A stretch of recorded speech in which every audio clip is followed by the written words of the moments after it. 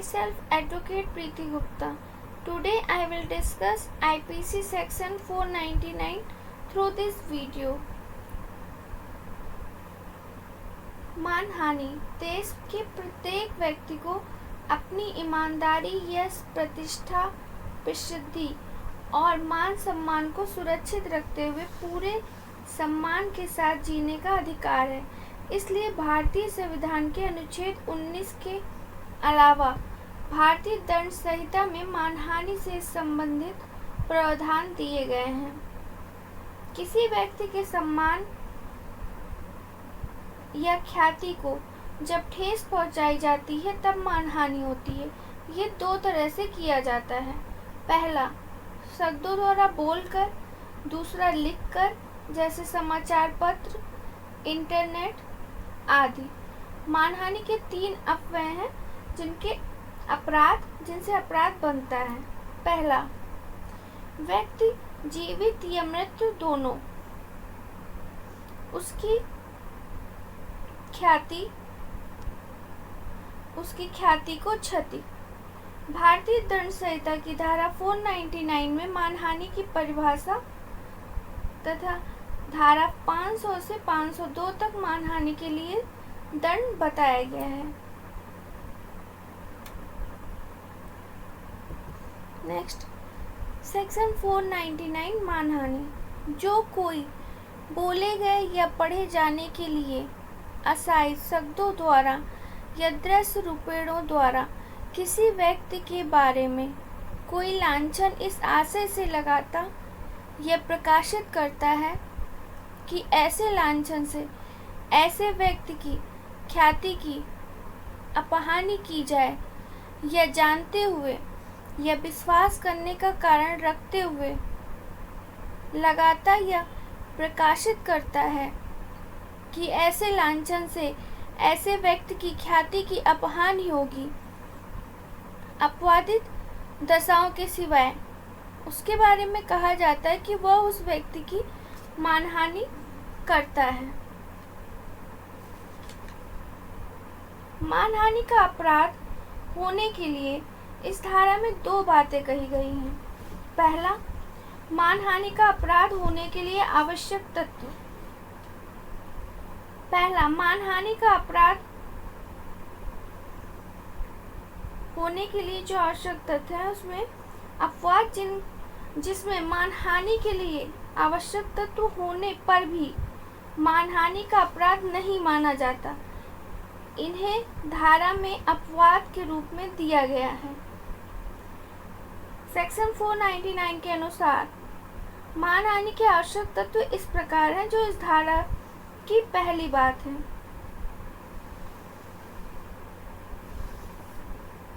पहला, किसी व्यक्ति के बारे में किसी लांछन का लगाया जाना या लांछन का प्रकाशन। दूसरा, ऐसे लांछन शब्दों द्वारा तो बोलकर अथवा इस आशय से कि वे पढ़े जाएं, या संकेतों द्वारा, दृश्य रूपेणों द्वारा अर्थात पिक्चर या वीडियो द्वारा लगाए जाएं। ऐसे लांछन अपहानि पहुंचाने के आशय से लगाए जाएं, या इस ज्ञान का विश्वास से लगाए जाएं कि ये उस व्यक्ति को हानि पहुंचाएंगे जिनके विषय में लगाए गए हैं। इस परिभाषा को और अधिक स्पष्ट करने के लिए 4 स्पष्टीकरण भी इस परिभाषा में दी गई है। पहला, किसी मृत व्यक्ति को कोई लांछन लगाना मानहानि की कोटि में आ सकेगा यदि वह लांछन उस व्यक्ति की ख्याति की, यदि वह जीवित होता, अपहानि करता और उसके परिवार या अन्य निकट संबंधियों की भावनाओं को उपहत करने के लिए आशायित हो। इस स्पष्टीकरण द्वारा मृत व्यक्ति के विरुद्ध अपराध के लिए अपराधी को दोषी ठहराया जाता है। यह स्पष्टीकरण तब लागू होता है जब लांछन से मृतक व्यक्ति की ख्याति को उपपत्ति कारित हुई होती है और इससे मृतक के परिवार तथा संबंधियों को उपपत्ति कारित हुई होती। सेकंड, किसी कंपनी या सगम या व्यक्तियों के समूह के संबंध में उसकी वैसी हैसियत में कोई लांछन लगाना मानहानि की कोटि में आ सकेगा। स्पष्टीकरण के अंतर्गत व्यक्तियों का एक समूह ही आता है, किंतु वह समूह ऐसा होना चाहिए जिसकी शिनाख्त हो सके। कोई भी व्यक्ति निश्चित रूप से ये कह सके कि पूरे समुदाय से भिन्न व्यक्तियों के इसी समूह को अपमानित किया गया है। नेक्स्ट, थर्ड, अनुकल्प के रूप में या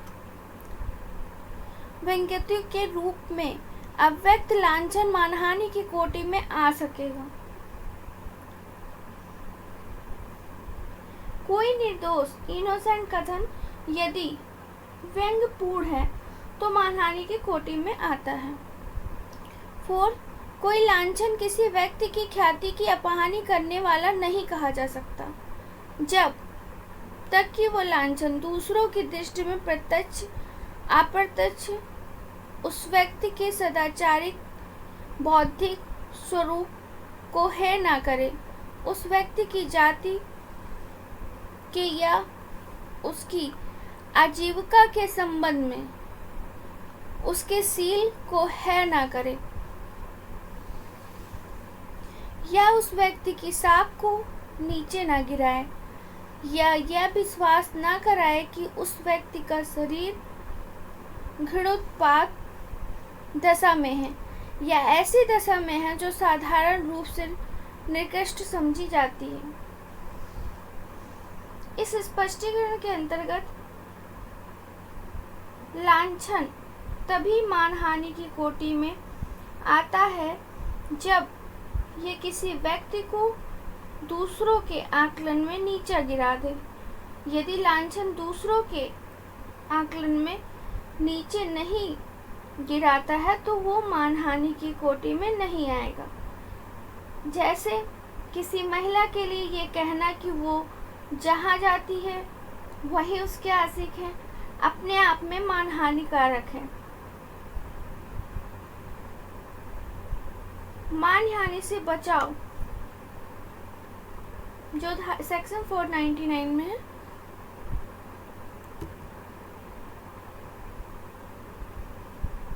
में कही गई दूसरी बात है, मतलब जो मानहानि की परिभाषा धारा में दी गई है उनके होने पर भी मानहानि के अपराध नहीं माना जाएगा। इसे 499 का अपवाद कहते हैं। ये एक अपवाद 10 तरह के हैं। ऐसा सत्य आरोप जिसका लगाया जाना, ये प्रकाशित किया जाना जनहित में हो से मानहानि नहीं होती है। सेकंड, किसी लोक सेवक की उसके काम से संबंधित आलोचना मानहानि नहीं है, लेकिन यह आलोचना सद्भावपूर्ण होना चाहिए। थर्ड, किसी लोक प्रश्न के संबंध में किसी व्यक्ति के आचरण के विषय में और उसके सील के विषय में, जहाँ तक कि उसकी सील मीन्स मान मर्यादा उस आचरण से स्पष्ट होता है, सद्भावनापूर्ण अभिव्यक्त करना मानहानि नहीं है। फोर्थ, यदि किसी न्यायालय की कार्यवाही के संबंध में सही रिपोर्ट प्रकाशित एवं प्रसारित की जाती है तो उसे मानहानि नहीं माना जाएगा। 5, न्यायालय द्वारा किसी मामले में अपना अंतिम फैसला सुना दिया गया है, ऐसे मामले से संबंधित वादी, प्रतिवादी और गवाहों के आचरण से संबंधित सद्भावपूर्ण टिप्पणी मानहानि नहीं है। 6. जनहित से जुड़े किसी मुद्दे के संदर्भ में किसी व्यक्ति के संबंध में सद्भावपूर्ण दी गई टिप्पणी भी मानहानि नहीं होती है, चाहे वो टिप्पणी उसके चरित्र से ही संबंधित क्यों न हो। 7.